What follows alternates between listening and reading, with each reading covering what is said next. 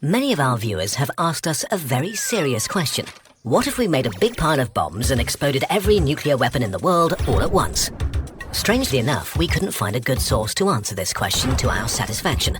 So, we gathered together a few scientists to calculate what would happen and find an answer to this extremely important scientific problem once and for all. Currently, there are 15,000 nuclear weapons on Earth.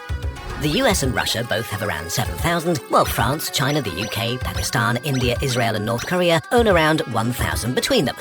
But how much destructive power is this really? Let's try to put these numbers into perspective. On Earth, there are about 4,500 cities or urban areas with at least 100,000 inhabitants. Some are bigger than others, so we'll assume that on average we need 3 nuclear bombs to completely wipe out one city. This means we could destroy every single city on planet Earth with our nuclear arsenal, killing more than 3 billion people, roughly half of humanity, in an instant. And we'd still have 1,500 nuclear weapons left. Now that's what an expert would call overkill. So we can say with confidence that we have a lot of nuclear weapons and they can do a lot of damage. But what if we make a huge pile of all 15,000 bombs and pull the trigger? Let's drop our nuclear pile in the middle of the Amazon rainforest, just to show nature who's boss. Our warheads, piled haphazardly, fit into a small warehouse. A typical US warhead has the power of 200,000 tons of TNT. So 15,000 warheads would be the equivalent of 3 billion tons of TNT. For scale, this is enough to rebuild the whole island of Manhattan with every building and skyscraper using stacks of TNT. The closest thing we can compare to the energy gathered here is a volcano. One of the deadliest volcanic eruptions in recorded history took place in 1883 on the island of Krakatoa. The eruption was so powerful that 70% of the island and the surrounding archipelago was destroyed, killing tens of thousands of people. Its effects were felt around the world for days after the event. Our nuclear pile contains 15 times the energy of the Krakatoa volcanic eruption. So let's finally push the button. 3, 2, 1. In a second, a fireball 50 kilometers across vaporizes everything in its way and creates a blast wave that flattens 3,000 square kilometers of forest. Every living thing within 250 kilometers will start to burn. The explosion will be heard literally around the world as the pressure wave circles the Earth tens of times over the next few weeks. Millions of tons of incinerated material are catapulted into the atmosphere.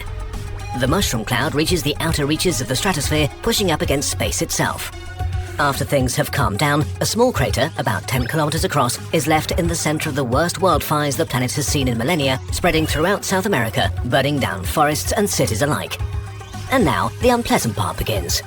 Extremely radioactive material will kill living things very quickly, and a large area several kilometers around the crater is now uninhabitable, as is everywhere for hundreds of kilometers downwind. Much of the fallout is carried high into the atmosphere by the mushroom cloud and carried around the planet. The amount of radioactive material in the environment doubles worldwide, which still isn't civilization ending, but we may see more cancer for a while. A portion of the particles will flow to the edge of space for years and cause a nuclear winter that could lower global temperatures by a few degrees for a few years. This explosion was pretty bad if you're in South America and especially Brazil.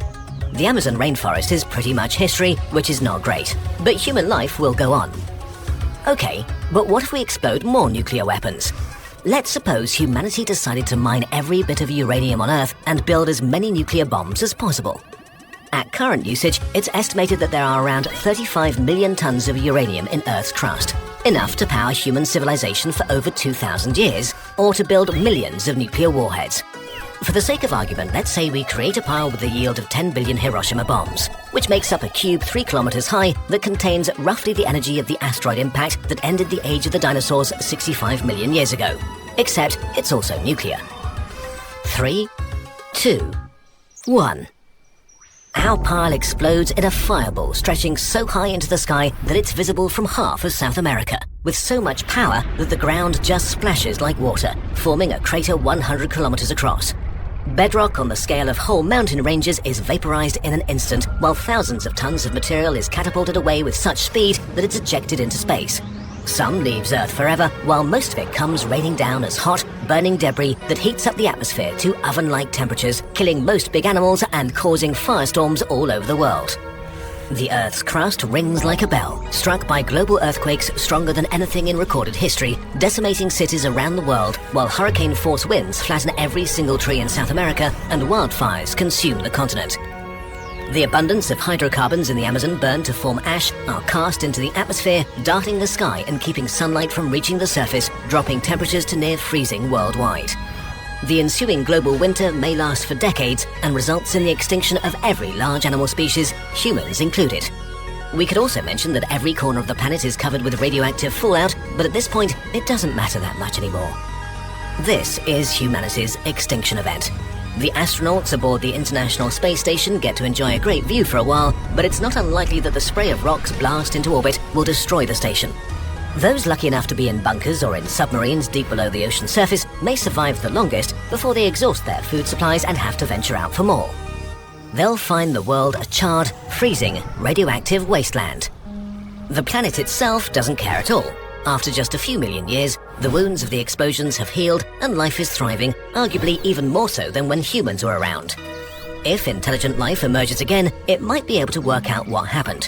When they study geology, they'll find a bizarre and very thin layer of rock covering the entire world, enriched in radioactive elements like uranium and the other nasty things it decays to, mixed with rare earth metals and plastics that humans used. They would probably be very, very confused.